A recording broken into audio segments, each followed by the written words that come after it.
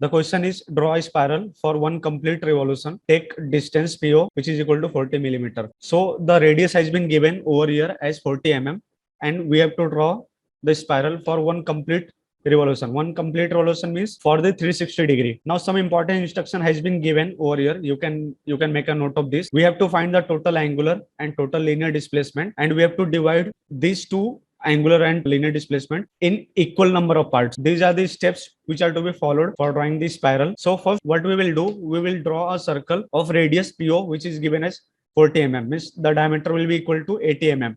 So we will draw a circle of 80 mm diameter initially. Then we will divide this circle in 8 equal parts. Now how to divide the circle in 8 or 12 equal parts? Simply use the protractor, then mark the 45 degree from this direction and from this direction. You can divide by using the protractor from any side. Okay, directly pass the marked point from the center, so the mirror side will also be divided in equal part. So this is how we can divide the circle in 8 or 12 equal part. For 12 equal part, we can mark 30 degree, 60 degree, 90 degree, and so on. Now after dividing in 8 equal parts, let us give the numbering 1, 2, 3, 4, 5, 6, 7, and the last point is 8, which has been given the numbering P. In the previous lecture, in the cycloid, what over there also we have divided the circle in 8 equal parts, and we have given the naming P to point number 8. Now similarly, this point center to P, the center is O over here. Let us assume that. So O to P is divided in 8 equal parts. In how many parts the circle is being divided? In the same way, the distance from O to P should also be divided in 8 equal parts. This is the instruction has been written over here. This is the important instruction. ठीक है, ये यहाँ पे लिखा है. Again we will give the numbering 1, 2, 3, 4, 5, 6, 7. Now what we will do, this center point is O. We can say origin or we can say center, or okay. So O to 1 distance will be taking a rounder and O as a center. Okay, this as a center, and we will draw an arc, and that arc will cut to the line number 1.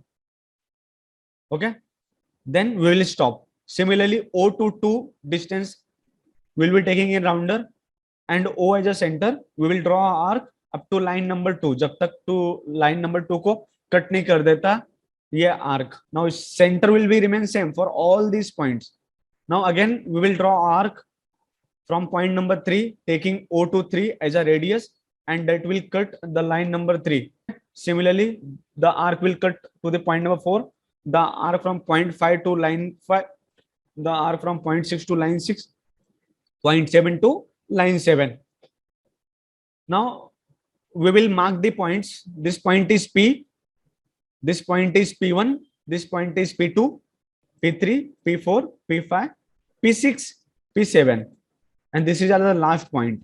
Okay, you can see over here P1, P2, P3, P4, P5, P6, P7, and the last point is O, or center of the circle.